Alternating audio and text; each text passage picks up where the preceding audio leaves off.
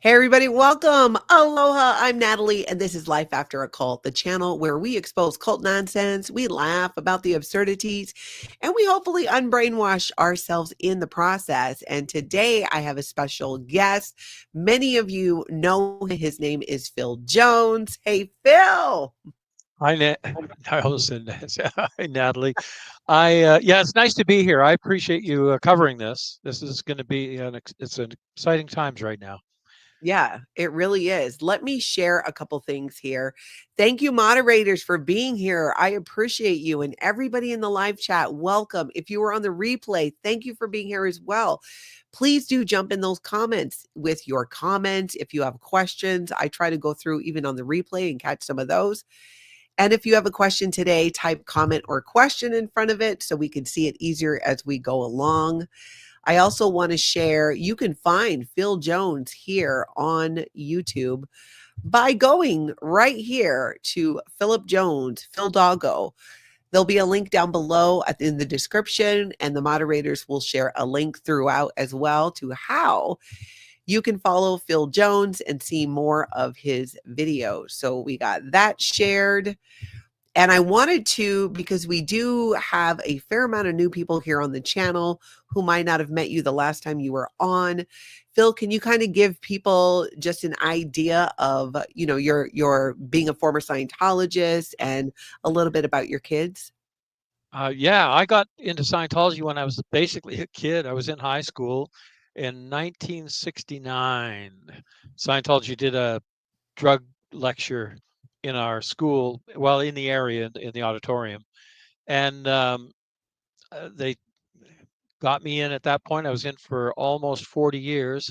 I've got a couple of kids still in Scientology in the C organization, which is their the highly committed area you work in where you sign a billion-year contract.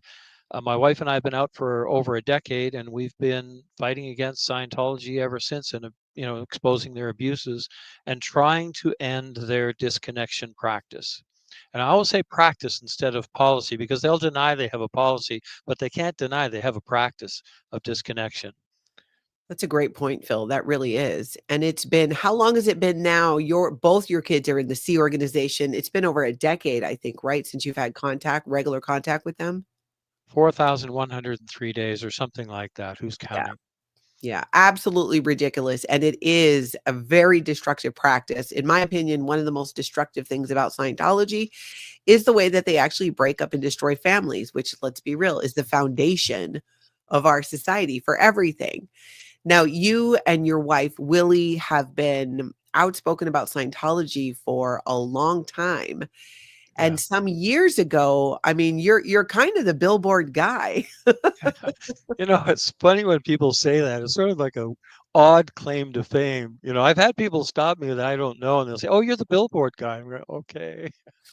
Yeah. But we started back in 2016, and we had been protesting and trying to contact the kids, and then we put up some billboards in LA and in Clearwater, Florida, uh, with the message to my loved one in Scientology, call me. It wasn't just for us, but it was for anyone who was disconnected from their family, friends, parents, kids, whatever.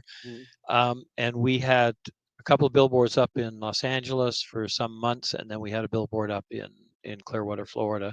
And then last year, the Aftermath Foundation approached me to do a billboard in LA, which we did. It didn't stay up that long because Scientology is notorious for threatening lawsuits and things like that. Anyway, they ended up having it taken down, and then we recently put up uh, an additional 20 billboards around Los Angeles, in and around the area where Scientology has all their buildings. It's a project that is done by the Michael J. Rinder Aftermath Foundation, and it's their project. I just kind of helped out at the end there to kind of bring all the parts together, Yeah. the locations, the contract, the artwork, and all that stuff. But there were a lot of people involved in it that put a lot of work into it, and it came together, and they're up now, and people have been around taking pictures, and it's an exciting time.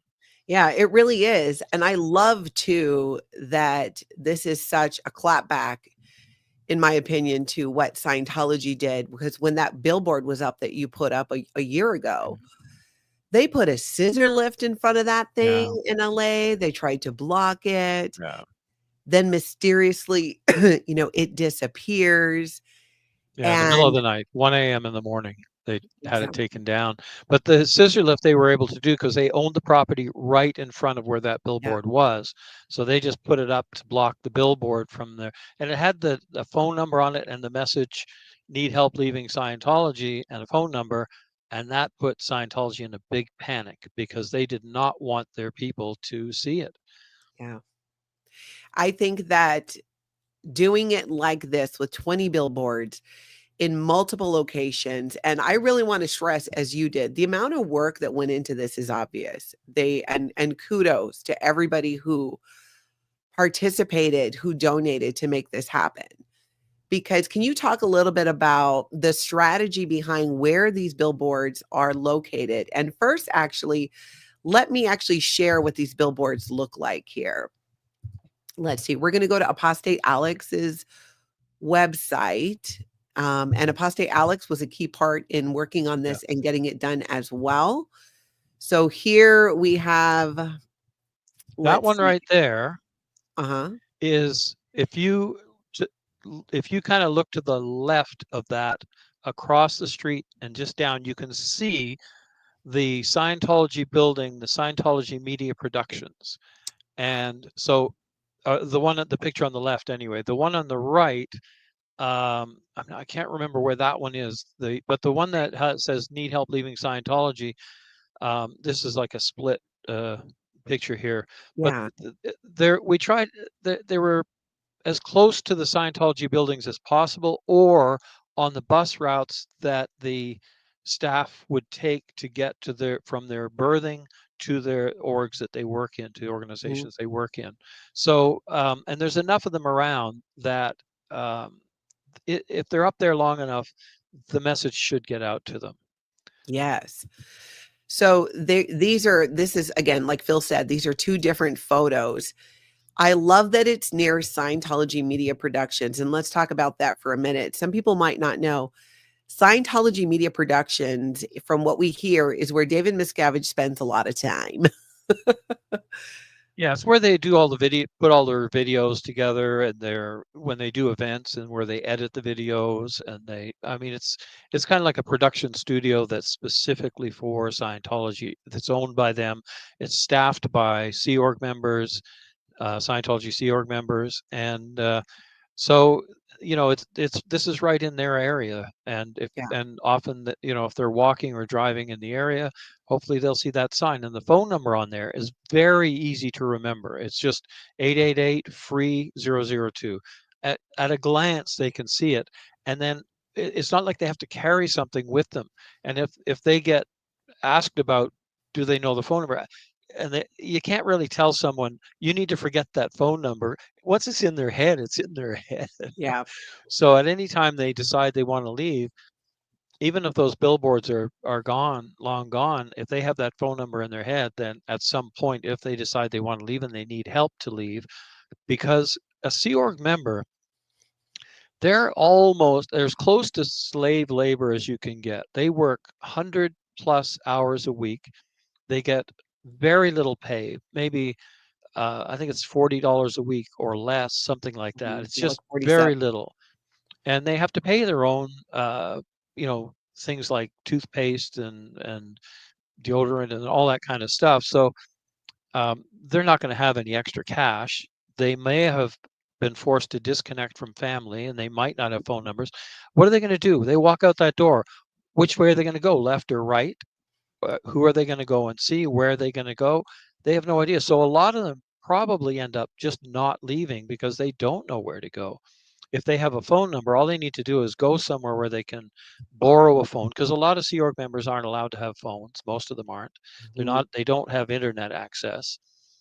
So at least if they have a phone number and they can call it up and say, listen, I'm out, I need some help, and Yeah. it'll be handled.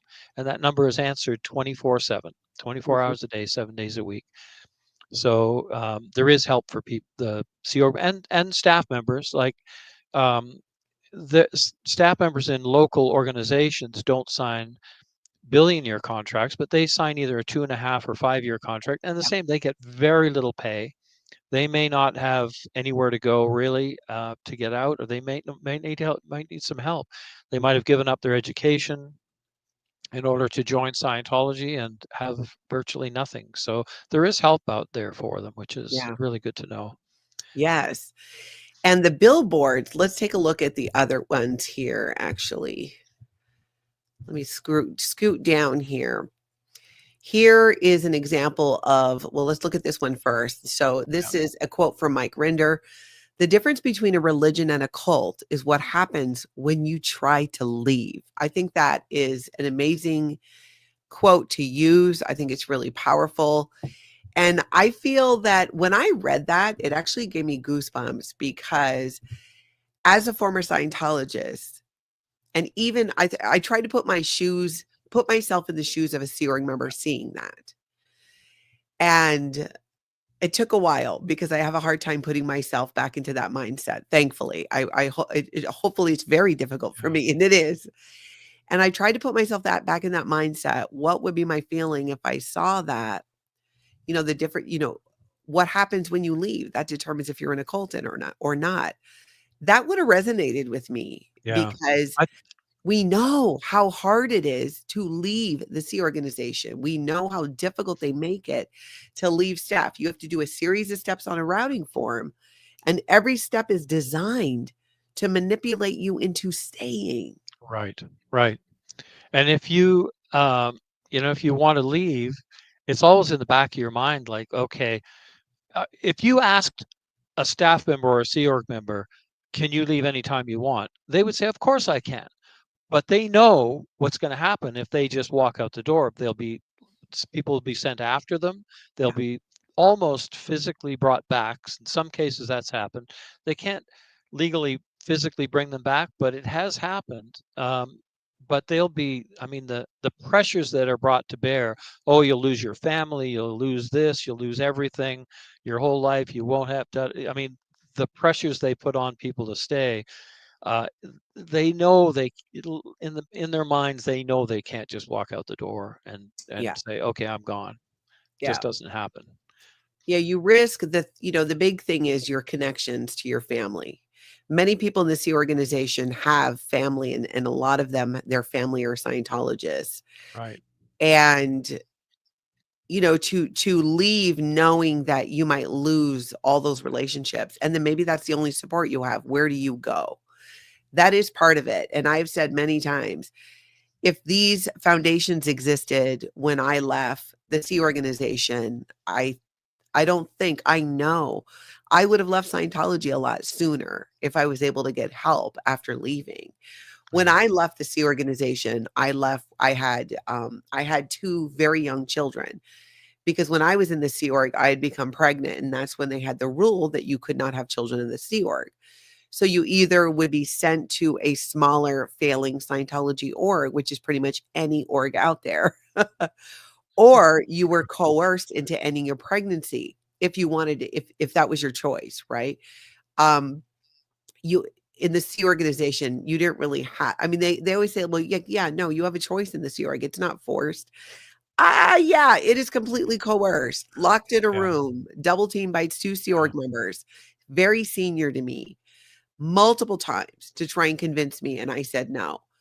And I went ahead and I had my child, and I had another child, and my husband at the time was on board as well with, we wanted to have a family. So when I was leaving the Sea organization, what did I do? I moved to where my mom was. Well, my mom was a Scientologist. She was on operating Thetan level 7, very active. Um, there were 3 generations of my family in Scientology at that time. So there really wasn't another way to go from the Sea Org, especially with 2 young kids, without my family. And in that time, and I ended up marrying a Scientologist and kind of getting, kind of brought back into everything again. And it would be another 15 no, 11 or so years before I would actually leave, maybe a little bit longer. So it's hugely impactful to know that you have Yeah. another option. The other thing is we're indoctrinated in the Sea Org to believe that if we leave, we are only going to be able to flip burgers. And there's nothing wrong with that. Yeah. But it's put to you as you will never be more than, because if you Yeah. leave the Sea Org, you are forever labeled a degraded being. Yeah, and the outside world is full of drugs and crime and this what they call the psych influence in everything, and they're terrified of psychiatry. So anything to do with that on the outside world, they just try to make it sound really bad, put fear into you. But even in the back of your mind, like when we had kind of gotten out in our heads that we were no longer Scientologists, we sort of remained pretending to be in because we didn't want to lose our family. So we were doing that, I think, at least 3 or 4 years until we were kind of found out that we weren't really with the program anymore. Yeah. And then we got kind of turned in, and then we lost all our family, my brother, my sister, the kids, and the whole shebang and business and everything. So, you always have that in the back of your mind of what you're going to lose if you decide to leave, especially if you leave and make any kind of criticism.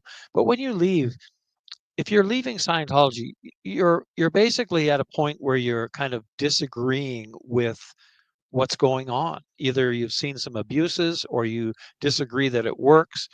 And it's just so easy to say any kind of criticism. It's like, well, yeah, uh, Dianetics doesn't work. It doesn't create any clears. Okay, well then doing that, you're right off the bat, you're saying Hubbard was a liar, and you can be declared suppressive for that. And then Mhm.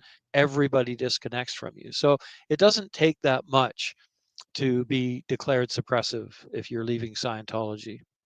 No, it really doesn't.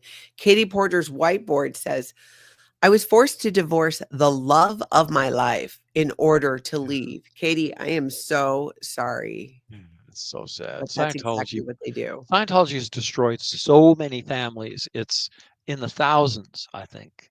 In fact, probably every Scientologist remaining in Scientology either knows somebody or is related to somebody who has some disconnected family member or friend. It's so widespread that Yeah. almost everyone in Scientology probably it's not at like a 6 degrees of separation. It's almost like a 1 degree of separation at this point.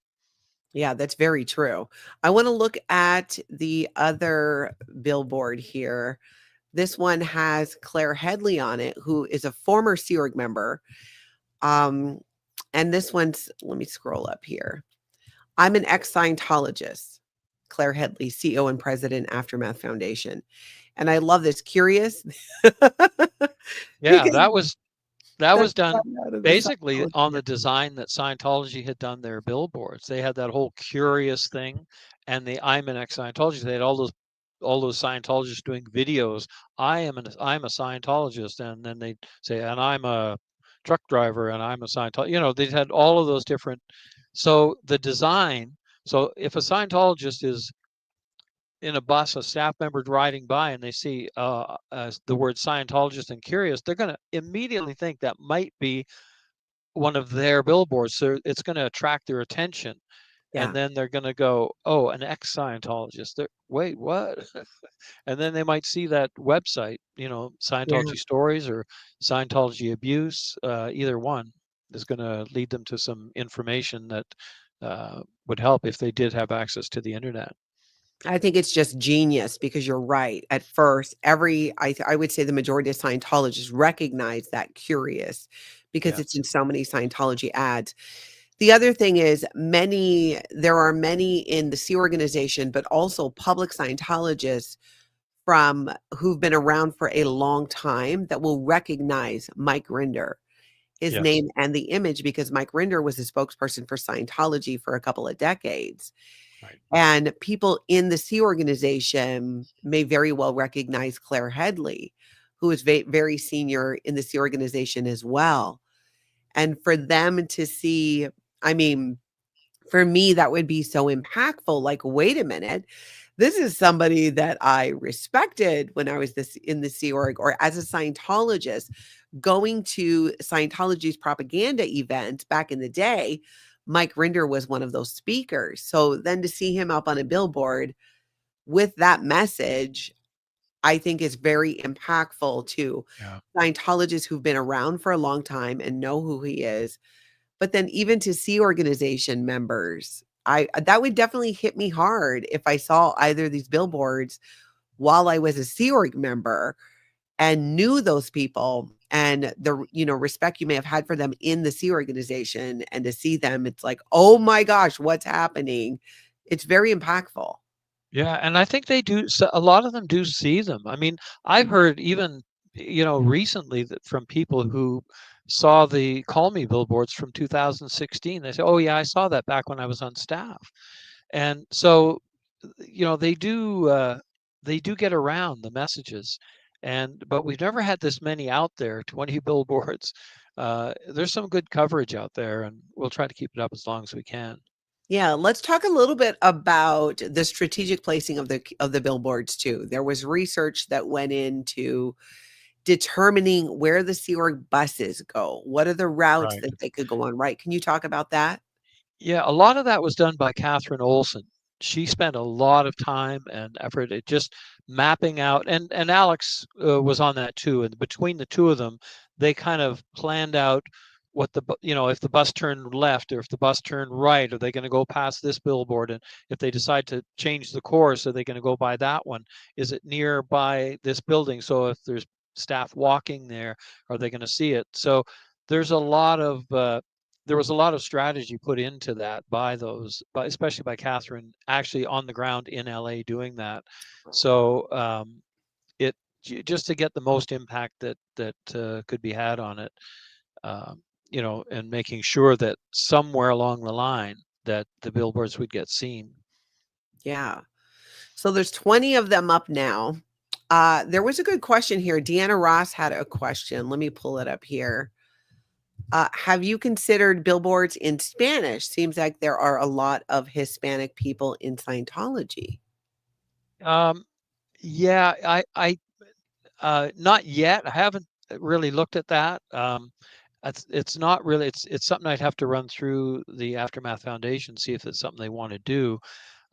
It took a lot of effort just to get this project up and running. So it's months of work. It was the same last year, even for that one billboard that we Yeah. had up last year that only lasted like a couple of days.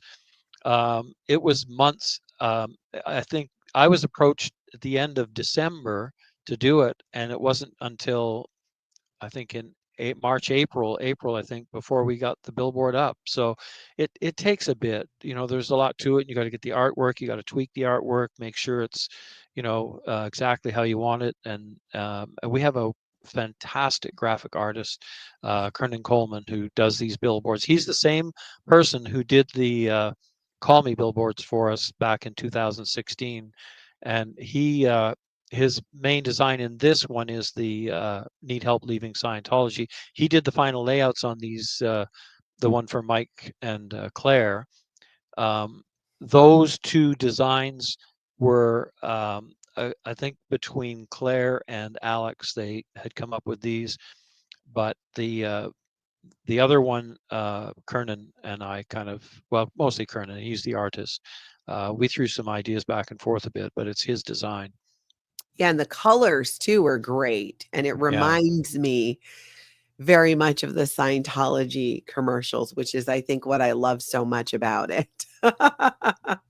Yeah, that word curious, it just jumps out. And that's so much like what Scientology was putting on their ads. Yeah. Do you know, this is a question from Northern Girl. Do you know if the cult of Scientology has pushed back on the Billboard company to take them down at all? Do you know if the Billboard company has had any pushback from Scientology? I haven't heard anything yet, and I always keep an eye out for that. Um, I know that they're not going to let it go. They don't. Anytime I've ever dealt with the Billboard company, there's always been pushback from Scientology. And when we back in 2016, we were actually shut down several times by different billboard companies because of the pressure that Scientology put on them. We had originally been with, I think, uh, Outbound, is it? Or and then we were with Regency, and both of those we were ready to go the day before, everything artwork done, printed. It was going to go up the next day. Scientology swooped in with their lawyers, and that was the end of that. So finally, we in 2016 we got with Lamar, which is the company that has got these billboards up now, and they stuck with us. So they've been really good. I have to say they've been fantastic. I haven't heard anything yet back, but I keep my ear to the ground on that. Yeah, that would be interesting to see what happens because they pitched such a fit last year, and like you said, they have Yeah, in the back. I'm yeah. assuming and obviously only answer or talk about what is okay to talk about out here in the public. But was there any were there any additional steps taking with to help the billboard company understand, which it sounds like because they worked with you before, that they would understand what could maybe be coming their way from Scientology? Yeah, I went over all that with them and talked to them about that. It's um there's kind of like uh, yeah, without saying too much, there's sort of a steps that I take so that I kind of have the same way I did it before. It was a learning process back in 2016, so that I'd gone through and I'd lost two of them, and I got the final one that we actually were able to get set up. So, and then last year when we got that other one set up, that was with Clear Channel, that one last year, Yeah. and it was amazing that they shut us down because they were the ones who actually put up the billboard for us in Clearwater, Florida. Um, but I think the big problem last year was the one, it was so close to Scientology's Sea Org buildings, the Big Blue, Mhm. that you could literally look out the window of the advanced organization, Scientology, and you could see the billboard across the road and just down the Yeah. street a little bit. You could read it from there. So there was no avoiding it. So that was their big panic. And we were actually offered to keep the billboard up but move it somewhere else. And they gave us a list of sites that we could actually go to and set it up if we wanted. But I had flown to LA at the time, and for the, getting it all set up last year. And I had this list, and I drove around to all the places that they'd given us.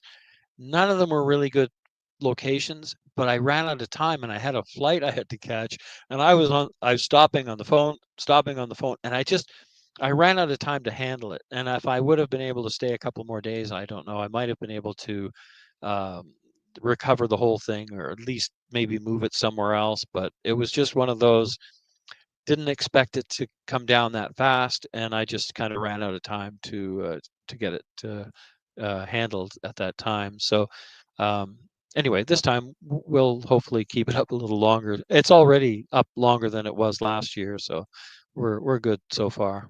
Yeah, it's been has it been almost a week, or has it had been did they go up last Thursday? My No, days well, blur together, so I'm yeah, time blindness these days. we're not quite a week. We were supposed to go up on the Monday, but the rain held us up, and then they started going up Tuesday, Wednesday, and then there were a couple that we had to have reprinted, and those I think probably just went up. They might have only gone up yesterday. I'll have to go and check. There were only two, I think, that weren't up, but because we had to do a reprint, and then they have to have time to dry. The ink has to dry when you do a reprint. Yeah. So I'll find out when those last two went up. That might have been Friday. It might have been yesterday, but they should be up by now. Are you able to share how long the billboards will be up for? Is there a contract? And again, only share what you're able to share completely publicly. Yeah, at this point, I probably won't say, It's fine. but um, yeah. Yeah, you do not need to.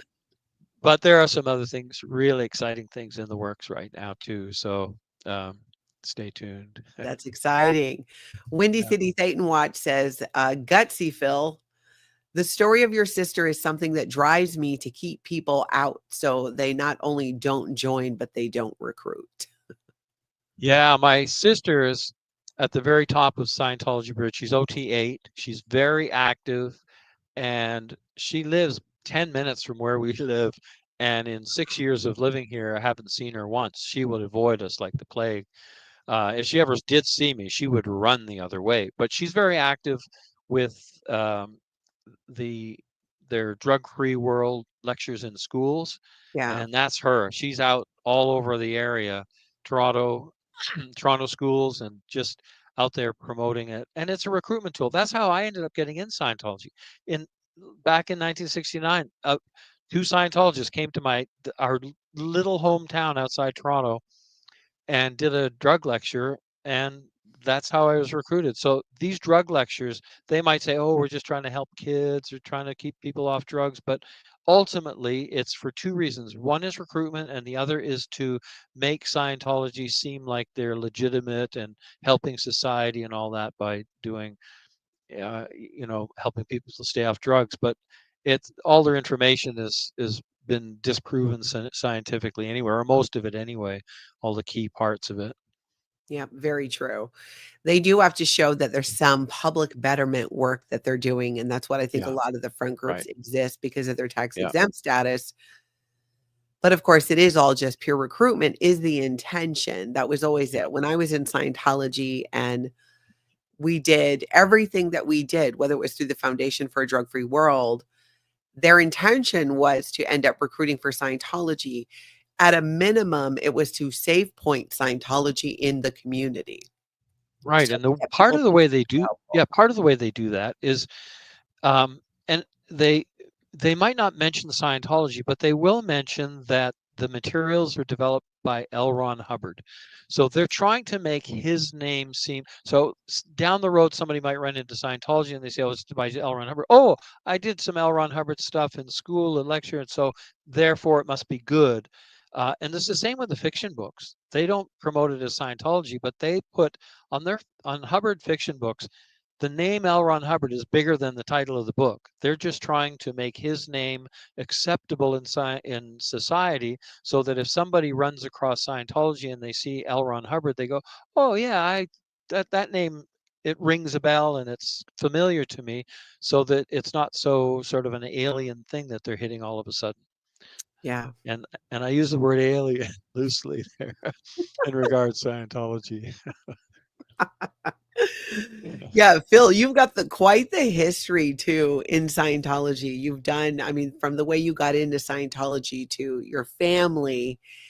But I would love, and if you wouldn't mind sharing it again for especially people new to my channel, I learned not that long ago from you because it comes up often that Scientology was involved in the largest infiltration of the United States government. They infiltrated 136 different government entities worldwide. And you have a story of some involvement as a security guard. Would you mind touching on Oh that? my goodness. Yeah, that takes me back. Well, the whole program of infiltrating government agencies was developed by Hubbard, and it was the code name for it was Snow White. And the purpose was kind of like to go into these agencies and look for material on Scientology that was negative and either find out what's in there or take it out or replace it with their information, like, take out their file, put in Scientology's file. So they infiltrated, like in the States, the IRS, the FBI, I mean, it was the biggest infiltration of government agencies in the history of, I know, the United States and probably the world, I would think. Yeah. Um, Now, Canada had a similar, like they were part of that, and they were infiltrating the tax department here, the Ontario Provincial Police, the RCMP, which is like it's sort of our FBI kind of thing. Okay. Um, so there, back in 1973, there was a TV station that did an expose on Scientology, a TV show, and it was run out of a TV station in Toronto.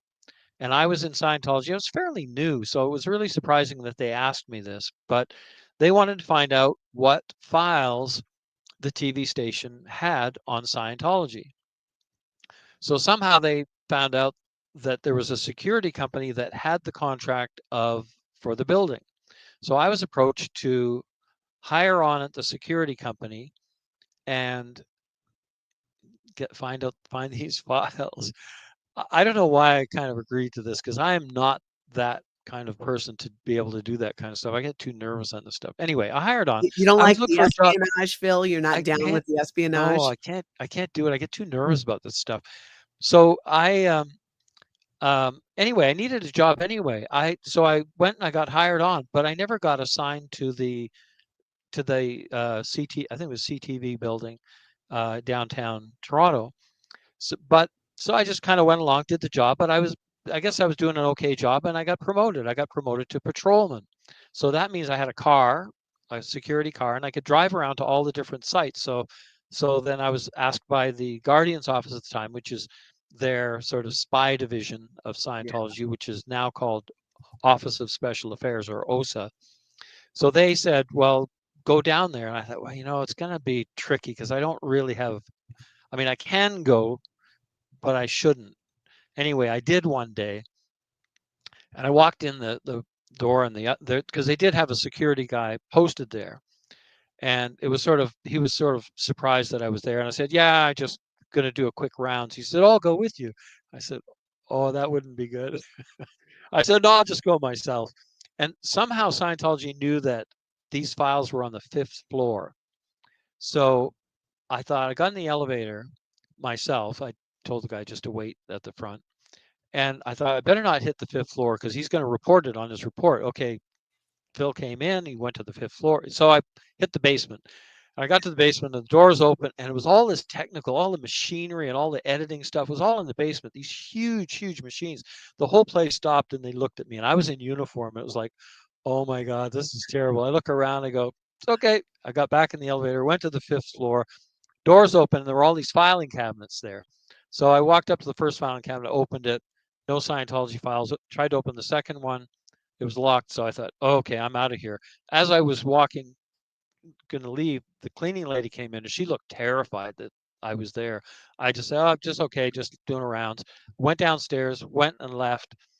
And so I reported to my guardian's office handler, um, who, by the way, later was arrested for doing what she was doing, and she was charged and convicted in the Snow White program in Canada. So anyway, so I told her, I said, I couldn't find any files, and the other filing cabinets are locked. And she said, you have to break into those filing cabinets. You have to go back and break in to find those files. I said, I'm not going to do that. I'm not going to do that. I didn't even want to go back there ever. And so I said, you can declare me suppressive if you want, but I'm not going back to do that. And so anyway, her senior came to me later and said, I heard you're afraid that we're going to declare you. And I said, no, I'm not afraid. You can declare me if you want, but I'm not going to go in and break into filing cabinets Yeah. and break the law. It was bad enough just what I did. I don't think I broke any laws, but so anyway, later, anyway, they didn't force me to do it. I continued working at that company for a little while, and I was in a patrol car one day in the parking lot, and a car pulled up, his window up next to mine, window rolled down. It was somebody I knew, a Scientologist, and he looks at me, he says, so, he says, I know what you're doing. I said, what do you mean? He says, oh, you're going to get files in CTV. I said, no, I'm not going to do that. They asked me, but I'm not going to do that. He said, yeah, they wanted me to do it, and I got caught. He got caught doing it.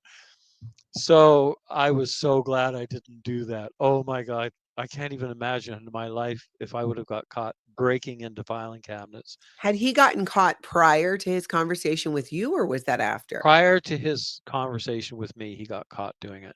So that's what he told me. He said, just be Yeah. careful. He said, if you're going to go and do that, be careful, because I got caught. And I said, no, they had me. I've told them I'm not doing it. So, yeah. And I never saw him again. So I guess he kind of left Wow. Scientology after that. And the woman you were reporting to had gotten caught doing Well, the she same got thing? well, she got like she was one of I think 9 Scientologists, all the Guardian's office people in Toronto. Because what happened when the raid happened in the States, and they picked up all these files. In those files was information that Canada was doing the same. So they had the information from the Guardian's office files in the States that Canada was involved as well. So they did a big raid on the Toronto church in Toronto. There were I can't remember what year it was. My wife, Willie, was on staff at the time Mhm. at the Toronto org, and she that day she had a doctor's appointment and she left, and 5 minutes later busloads of police arrived at the org at the church and raided the place with guns drawn and axes to break down doors and all that stuff. And I thought later, I thought they must think she was a plant because she left just before. So anyway, she was at the doctor's office. She had called her senior at the org and said, I'm going to be a little bit late, so I just want to let you know because the doctor office is taking a little longer. And her senior said, don't come in. The police are here, and they're all through the building, and they're taking everything. They took files, everything. They took truckloads of files. Also, where we lived in this little townhouse complex where probably 75% of them were all Scientologists. And out of those, probably all of them except Willie and I were all Guardian's office people. We knew them all. All those people who got arrested, we knew them all. They were like close friends, but we never knew. They never filled us in on anything that was going on. So anyway, 2 doors down, there was a couple, Scientology couple, and the cops raided their place because they knew that the very important Guardian's office files were hidden in their basement. So they didn't keep them at the org. They kept them in the basement of uh, the Scientologists that were in the complex just down like 2, 3 doors down from us. Wow, and I know, the just authorities wild knew times. that. How they knew that those files were there, I have no idea, but they somehow found that out. Unless they just checked on all the Guardians people and just went to their house. But as far as I know, I don't think they went to the other Guardians office people's houses. But I don't know. Anyway, I uh, I sat in on that court case when they were all arrested and charged, and the Guardian's office said, "Well, Phil, can you just go and sit in on the court case?" How they I don't know what they thought of me because I was never filled in on stuff. They always kind of left me out of the loop. Even my brother and my sister were all in the loop on all sorts of stuff. We were always left out of the loop because they knew I wasn't really with the program so much.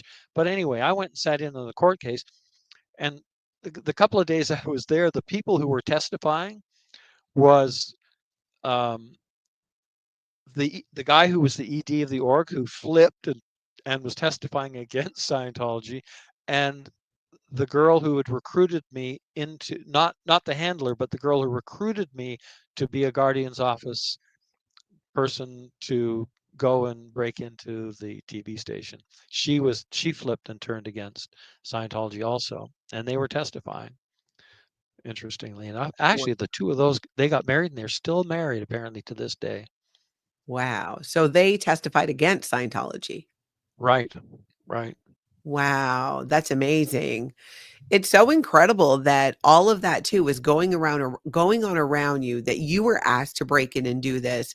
And I think it's a good example of how Scientology and the Office of Special Affairs, which is today what the Guardian's office was, because all Right. they pretty much did was rebrand, the way that that happened, right? That you didn't even know that your neighbors who were Scientologists were so deep into this espionage and Yeah, breaking in and stealing files from the Canadian yeah, government. right. I knew some of them were Guardian's office. I didn't know uh, that that the people who had the files, I didn't know that they had those files. There was just not even a clue of that. The only people I knew that were Guardian's office was the handler. They lived actually right next door to the people who had the files, her and her husband. And I think that across the hall, that she was Guardian's office. but I mean, they were, all these guys were kind of in the loop and all this stuff. And actually, out of the people that got charged, a number of them were from the townhouse complex that we lived in. Um, but anyway, it was kind of crazy times back then. But Yeah, Scientology, for the Guardian's office, they had, apparently back in the 70s, they had like, I think 5,000 operatives out there. They would just take a Scientologist and say, go and work at here, go and work at the FBI, or go and work at here. I know, I know the guy who had infiltrated the RCMP in Canada, which is our FBI. Um, he's still in. He's still in Scientology. So, and the lady who was my handler at the time, she was in right up till a couple of years ago. She passed away, but she was in all that time, still in Scientology. that's amazing. This complex where you all lived, I'm curious, was it intentional to keep the Guardian's office staff of Scientology living close together like that? I've heard of this too in Nexium. They kind of all lived in a townhome complex, some of them. I remember in the documentary. I don't think so. I don't know, but my sister and her husband, my ex brother-in-law, Mhm. they lived there, and my sister actually kind of got us moving in there. She was always, when my sister was not around, or when we were living somewhere farther away from her, Yeah. Willie and I never did any services in Scientology. My sister was always the one pushing us to get along, to move along, to do stuff. And so when she was getting us to move into one of the units there and buy one of those townhouses, that was her push to do that. I would never have done that on our own. And I think she was just trying to bring us close to kind of get us more involved in Scientology and more into it. And during that time, it was probably the time we were most involved in Scientology in our entire lives. And then in 1989, we moved to Florida, and we lived in Florida for 25 years. And in that entire 25 years, we did one small afternoon course at Flag, in that little, what they call a Division 6 little finance course or something. And that was all we ever did at Flag. Never did any auditing, never did any training in 25 years because my sister wasn't around to push us. Yeah. And when we lived in Calgary, same thing.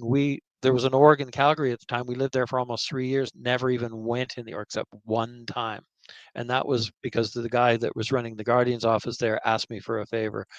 And I did it, which I regretted. But anyway, that was a whole other story. Yeah. That's amazing how I mean, it's so culty too, right? Get everybody to live at the Oh, same place. yeah, yeah. Oh, yeah, because they want to control, just like everything in Scientology. You're like, even if you look at Clearwater, how the community that we were in, even though we didn't do any services, all our friends, all our business contacts, where we worked, everything, it was all Scientologists. Everything, our friends, if we would have a barbecue and have 20 people over, they were all Scientologists, all of them, and their kids and everything. So um, they kind of, uh, it's a closed system to a very large degree. How did you manage that? How did you manage to live in Clearwater for 25 years and only do one Scientology service? Yeah. I mean, I learned. honestly, part of the I mean, it might help people who are there now, who are under the radar, who want to leave, because I myself was under the radar for 2 years working on leaving Scientology, but had to maintain my good standing. I had something I learned really early on that worked in Scientology as far as staying out of trouble. And I learned that back in the 80s because I would, like, if things were going funky, and I would argue against it. I say, no, that's not right. It's like you're punishing people for that. It's not right. And I would do what they call knowledge reports on the staff and say, no, that person's not right. And then I would get threatened with declares.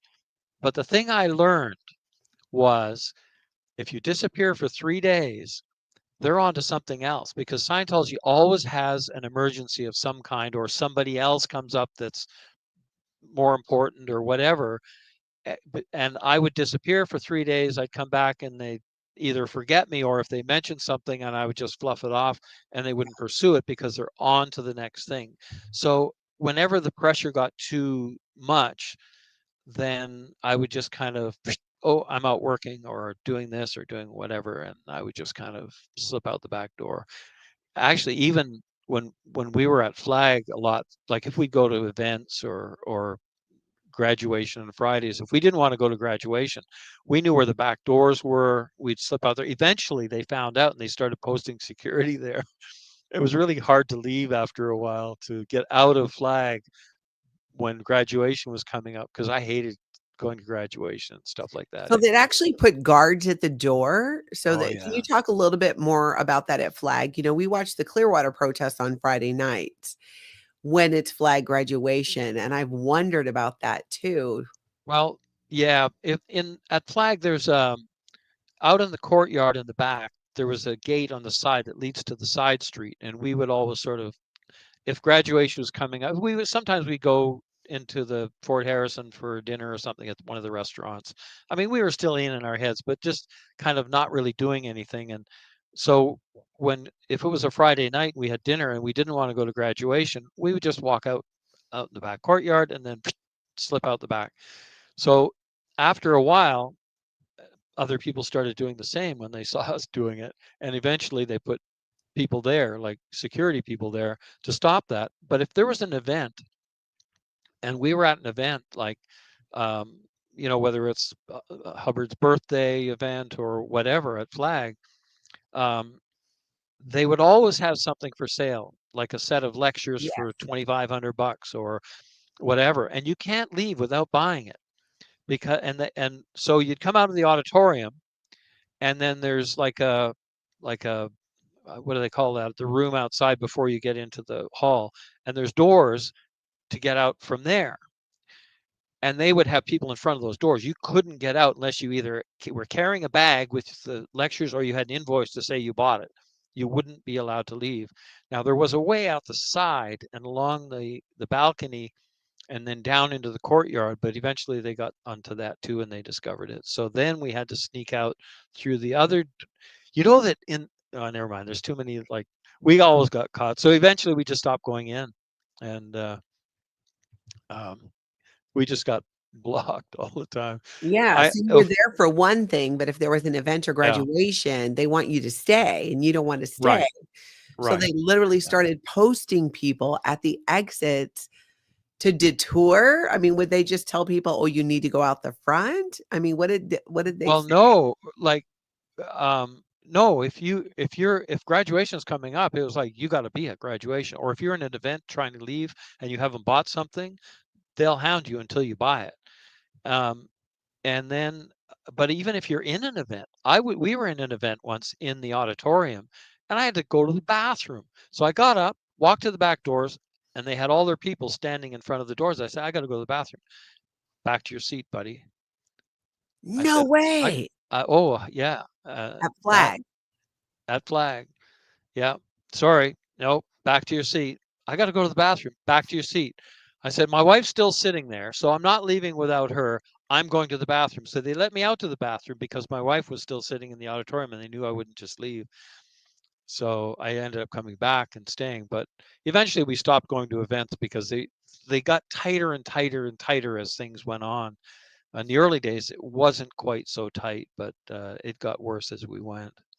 But yeah, control.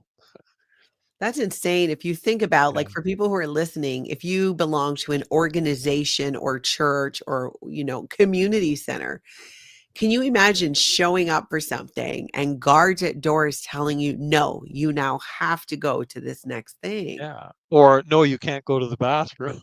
Yeah, you can't go to the You bathroom. can't. I mean, who Like does that wasn't even outside the auditorium. That was the doors of the back of the auditorium. I got up, I walked out, and they had people all in front. And I said, "Excuse me, I'm just going to the bathroom."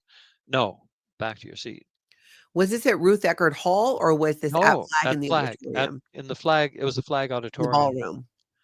Not the ballroom. They have the auditorium. The ballroom, that'll hold less people. That's upstairs on the 10th floor, but the auditorium will hold more people. I can't remember how many Okay. people it holds, but they would have events at the auditorium on a regular basis. Yeah, I think most people would say they just can't even imagine that, and that is exactly what Yeah. we talk about when we talk about high control. High This control group. level of Yeah. control. And Yeah. remember too, if you were at Flag, you were like a Scientologist. I mean, you Yeah. are more dedicated, you're doing more confidential rundowns, more higher up steps on the bridge. You are probably the group of the most probably dedicated Scientologists, yet Scientology still felt the need to control their people. You can't go to the bathroom, you can't leave without buying this, Yeah. even with the top of their own dedicated members. Oh yeah, and when you're in an event, and if somebody's speaking and they say there's constant standing ovations, especially if it's Miscavige talking, and he says, "And that's expansion for you," and everybody have to stand up and clap.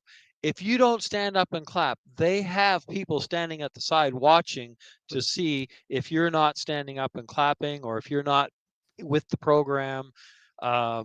Then you're kind of you got a talking to. Yeah, what do you think would happen if you were spotted by one of the watchers, for lack of a better word, not Um, standing up and doing it? Because standing ovations were for L. Ron Hubbard, and anytime David Miscavige showed up, of course. Yeah, not just showed up, but some during the events. Yeah, Every 10 minutes there'd be a standing ovation for something, and people, and you wouldn't want to be the first one to stop clapping. So yes. it goes on so friggin' long. Eventually, what I learned though is sometimes back then there were more crowds, and they had overflow rooms. And there was a girl in the call-in unit where they would have people call you to come into an event. And I told her, I said, I don't like the standing ovations. I don't want to go. I can't do that all the time. I'm just not into it. So she was actually pretty nice. And they had overflow rooms where they have the event on a TV screen, and you could sit there. And that's where, like, parents with kids, young kids, nursing mother, whatever, um, and she said, "Well, just go sit with them, and they don't have to do any standing ovations." I said, "Okay, I'll go to those." So she was really nice. She kind of parked me in the overflow room when I wanted to go, if I ever did want to go to an event. Well, she probably agreed. I mean, like, "Oh, yeah, I know what you mean." But She could it might really have. I think that we were probably treated a little bit more with kid gloves because of our daughter, because our daughter was at the time in RTC and worked directly with Miscavige. So we were kind of treated with kid gloves. Like when I was working with Flag Renovations once, and um, I was probably the only public person working there because it was all a C organization. They were renovating that bank building, and I was working in logistics because I had some construction experience. So, but one day, like there, and people would scream, like that's the thing in the Sea Org is that people get screamed at by their seniors. Oh, There yeah. was this one girl that every single day, like clockwork, her senior would come out of her office, stand over this poor girl, and scream at her. And you just see this girl shrinking down. And I felt so bad for her. And so one day I'm sitting there working away, and somebody, some woman behind me starts screaming at me and going, "And you don't want to be here, and you're doing this and that, whatever."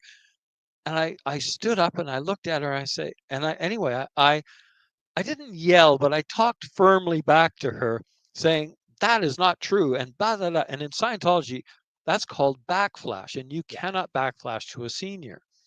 So the person I was backflashing to was the commanding officer of Commodore's Messenger Org, CMO, COCMO. That's who I was backflashing to. That is a death sentence in Scientology. Oh my gosh. Was it a man or a woman then? Was it That's Tom a DeBach? woman. It was a No, that woman? was Pilar. I can't remember her last name. That was, I think, just before Tom. Was it before Tom or after Tom? Anyway, just either before or after Tom was in there.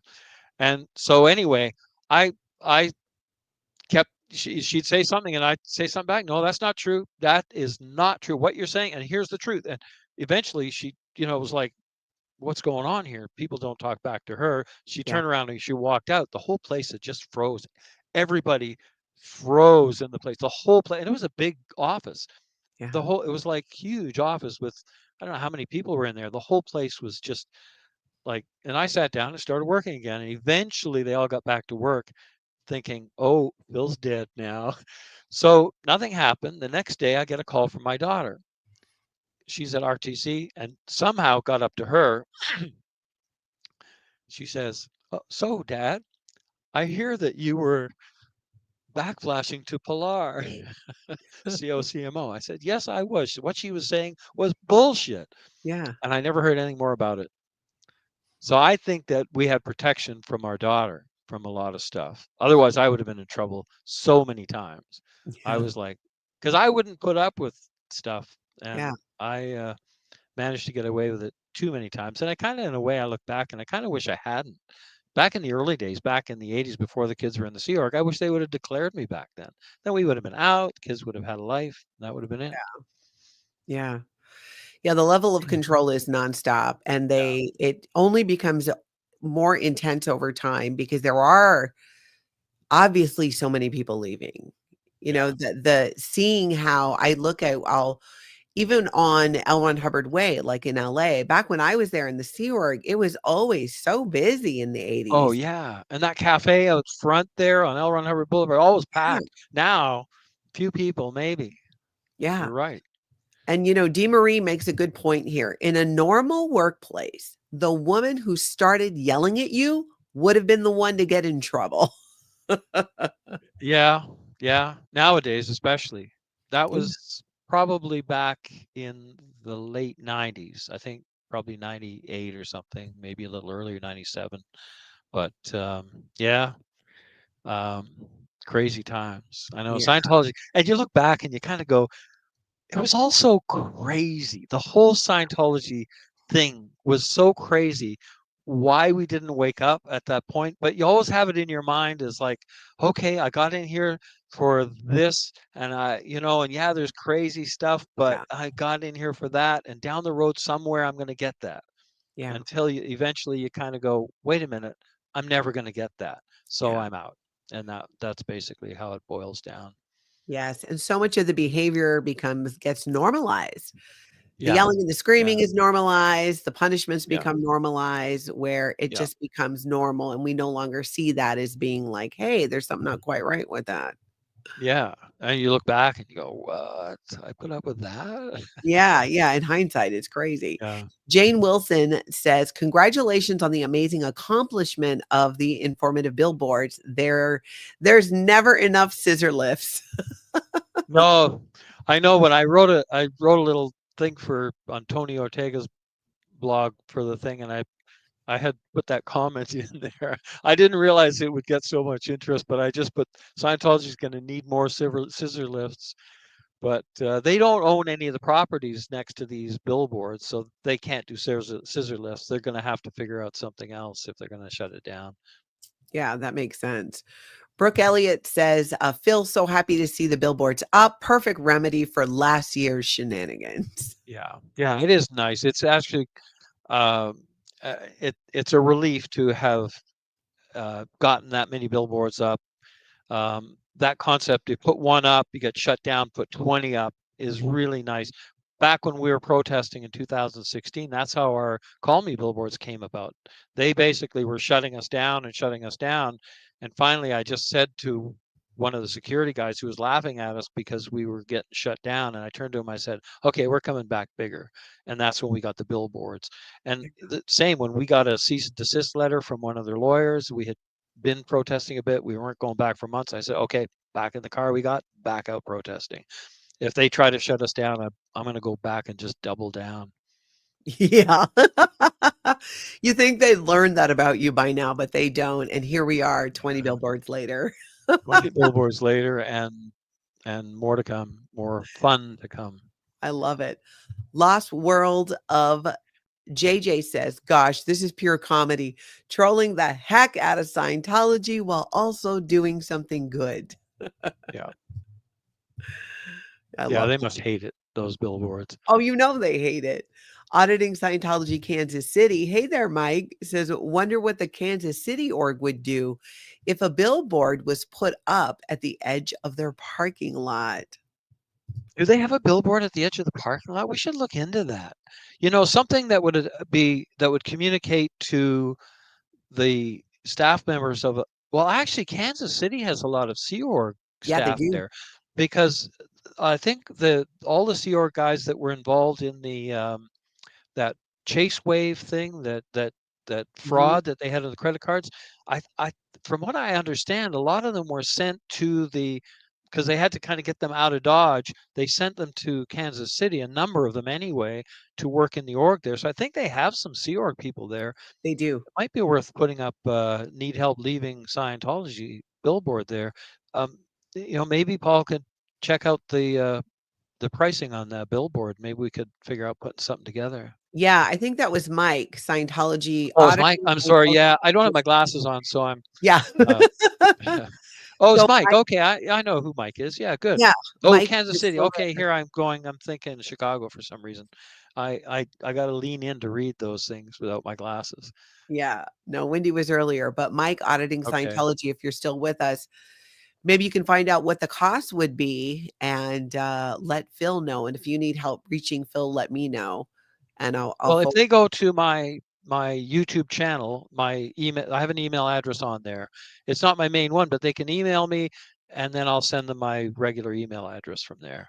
So I they get go to those your jobs. YouTube channel here Yep, and then where is it? Under the more, under links. oh, uh, it More should be info, in there there. you go. Email, yeah, view email address right there under. Yep, I'm not a robot. I am not a robot.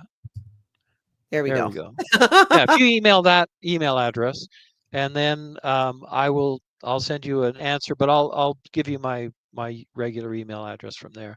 I just didn't want to have my regular email address out there, so this one I've had this one for years. Yeah, no, that's smart. And Mike, if you're still there, I'm putting his email in the chat so you can connect with him there. Let's see. Got another comment here from Mary James. I bet some people would underestimate Phil Jones because of his quieter nature. That would be a mistake. There's a lot of things. Yeah, I don't know about that. When it all boils down, I'm just a dad who's trying to get his kids back. I mean, that's really all it boils down to. Um, More than that, in that I'm trying to help others to do that as well. But my main motivation, to be honest, is just trying to get my kids back. Yeah, and ending that abusive practice of Yeah, disconnection. disconnection practice. Yeah. Scientology up north, good to see you. She says the billboards are fantastic. Oh, thank you. I've been to Denmark. She's Oh, in really? Denmark, right? Yeah, Denmark. Yeah. Yeah. Well, my mother lived in Denmark for 22 years. She remarried a Danish gentleman, very, very nice gentleman, and Oh, lived on, wow. on Jutland. I visited there when my mother lived there. And yeah, so there we go. Wow. Connection. Well, and Scientology up north is also asking, will the Aftermath Foundation go international with the billboards? I would imagine it's a matter of bandwidth, right? And funding. If there's enough funding for the Yeah. billboard campaign that it's a possibility. I don't know. What are your thoughts? Well, Well, don't say anything, Phil. Don't say I'm anything. not saying I'm not saying Yeah. anything. I'm not saying anything right now. But stay tuned for everything. Yes, I think that's a good way of putting it. Just stay tuned. Let's see. Mary James says that every piece of the planning with these billboards was meticulous. That's for sure. There there are a lot of details to it. I mean, you have to run the details back and forth, and the artwork and stuff. I mean, we ended up having, like I said, a couple of them having to be reprinted and stuff. They have to be very precise and stuff. And uh, so locations, all of that, getting the contract signed. There is a lot of bits and pieces to it, but I'd done it all before back in 2016. So I know what all the pieces are. It's just a matter of bringing them all together. And Yeah. And the moderators have been putting in the chat the link to the Billboard campaign, and it's also in the description of this video. So if you want to support the Billboard campaign, go in the description of this video.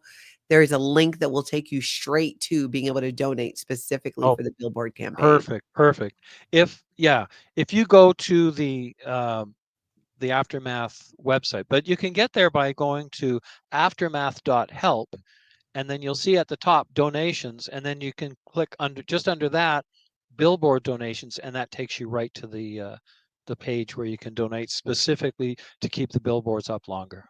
That's great. And maybe hopefully in other places. Mathurin Erica says, can you be accused of copyright infringement because of the message? Curious. No, they've not copyrighted that message. Yeah, they can't copyright. Well, I guess you can to a Hmm. degree words, but not that. Yeah. They might try to accuse, but will it work? No, it will not. No. Selena says, perhaps with the rise in support for auditors against Scientology, and I think she means First Amendment auditors, the billboard companies may be less likely to back down from Scientology. So, with the exposure across the internet, my understanding of what she's saying is right. Does that sound right? That Yeah, with the amount of I people understand what exposed, she's saying. I just don't know how the reasoning behind, like, billboard companies uh, they're advertising companies, and their whole thing, it's a business thing with them. yeah, This, like, so I'm not sure how much they pay attention to public support for a billboard or not support or whatever. I honestly don't know the answer to that. So it may make a difference to them. I don't know. I know that some of the individuals that I've dealt um, with billboard companies, who, like the reps that I have dealt with, have voiced support for what we're doing.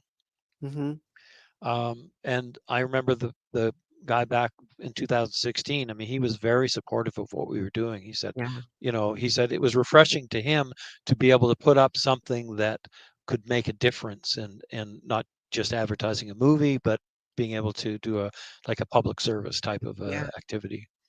I think it's impactful as well for the LAPD to see them with everything that's been going on in LA and Hollywood with, the recent round of protesting Scientology with Yeah. Scientology Audit Streets LA and a ton of others who've helped out there. And many interactions with the LAPD, much of which has not been positive.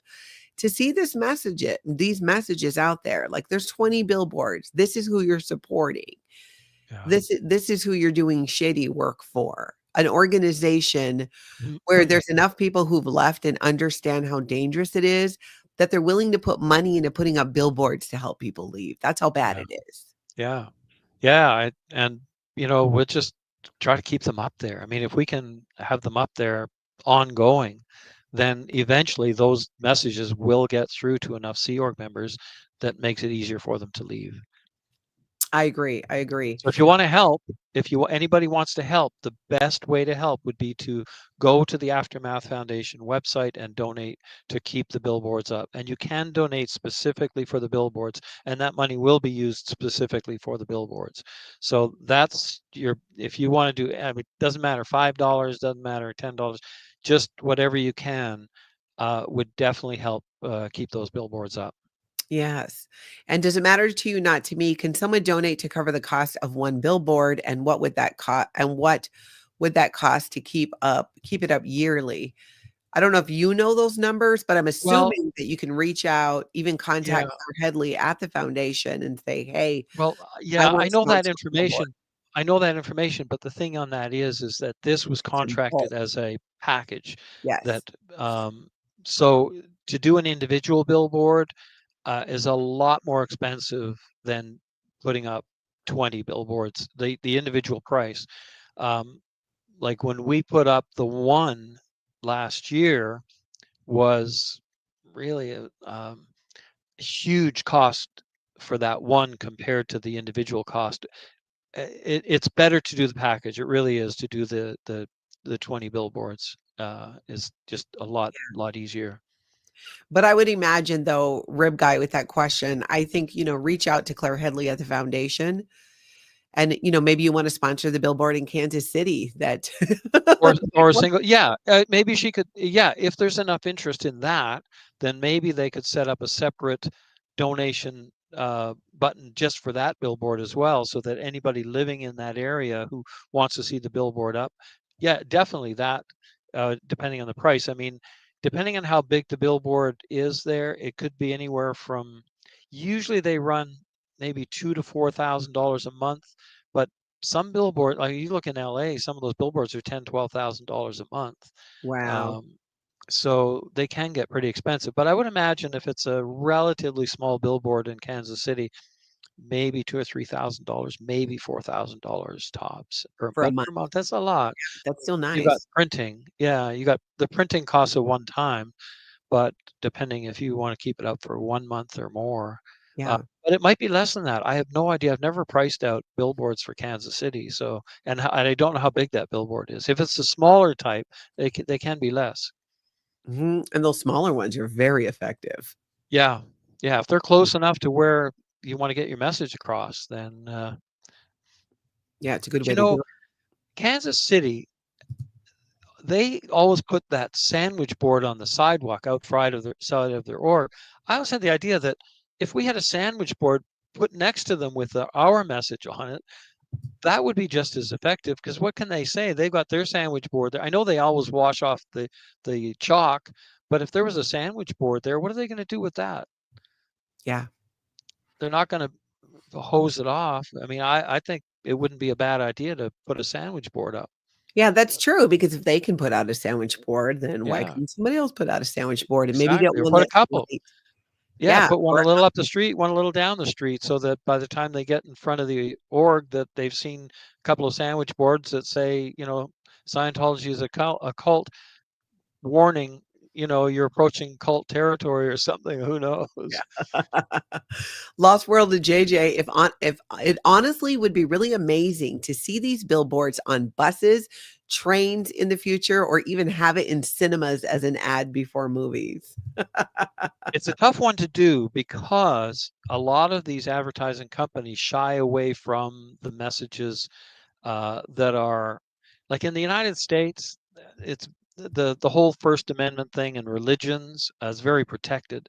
Um, the whole thing I've tried the thing with like bus stops, signs, and buses and stuff, and it's difficult to get them up on there. Like a lot of the companies just don't want to do it. Um, Even getting a billboard up is tough. It's not an easy thing to get a billboard up. Even I think Scientology it's can been get their changing. billboards up. Yeah. But I mean, this is such to be able to go and go, look, in Los Angeles, there's 20 of these billboards up, because at the end of the day, these companies are there to make money and sell advertising. They are, but they also, because they're just advertising companies, they don't want the drama. They don't want the hassle of lawsuit threats and Scientology walking in with lawyers and stuff. So it's a bit of a balance Mhm. in there. So we're fortunate we were able to get these up there, but not always that easy to do. Yeah. But possible, and it's been proved, and I Possible. think it can be done. And Auditing Scientology Kansas City says the last 2 times I was at KC Org, they didn't have their sandwich board out. And, Wow. Mike, Hmm. who's auditing Scientology, Mike, if you heard, maybe you could find out what it would be to do a billboard and connect with Rib Guy.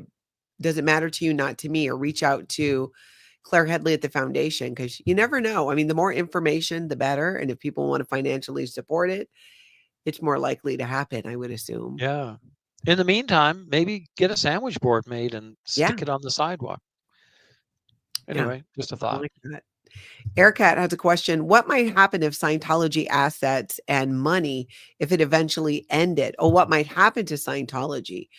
If their assets and their money ended, it would be very different, in my opinion. I What would happen I to think what Scientology if I they were think what they're saying, I think what they're asking is, if Scientology ended, what would happen to all the money and the buildings? Oh, So, um, that's a good question. Yeah, I don't know whether, yeah, yeah, yeah, maybe all the not exes sure. could sue for getting money back. I don't Exactly. know. That's a good Maybe they question. would be forced for, to Yeah, pay reparations or something. yeah, I don't wouldn't know. be a bad thing. I know. I I know. wouldn't mind getting some of our money back. No kidding. Use it. Yeah. Give all Yeah, the former Scientologists their money yeah. back and pay all of the Sea Org members a fair living Yes, wage for all of the right. decades that some of them Yeah. put in. in Yeah. my opinion, if that money could be used to better the lives of the people who were destroyed and their families Right. by Scientology, I think that would be just. Exactly. I agree with that one. Yes. Well, Phil, this has been absolutely lovely. I'm so glad that you came to chat. I always enjoy it. And again, everybody, you can find Phil over at Phillip Jones, Phil Doggo here. It's linked in the description of this video. Also, in the description of this video is the link where if you want to support the Billboard campaign, there's a link down below where you can go ahead and do that. And Phil, I know we'll have you on again because there's always something fun to Awesome. talk about. Yeah, it's always fun talking to you, Natalie. I know we got a little bit off the topic of billboards, but It's all always it was related. fun. It was fun conversation. Very Thank much you. so. And I want to say once again, thank you to everybody who contributed financially, everybody who Yeah, made it possible, who put in the hard work to do the research. Thank you for yeah, doing what you did. There are so many people who appreciate that effort, and it is very exciting. And thank you, Phil, for everything you've done as well to help make that happen. awesome. Thank you, Natalie. All right, everybody, go enjoy your cult free day. I'm going to be back at 4 p.m. Central talking to a psychologist about gaslighting. How do you know you're being gaslit and could you be doing it to yourself? So, hope you guys can join me. If not, catch it on the replay. See you later.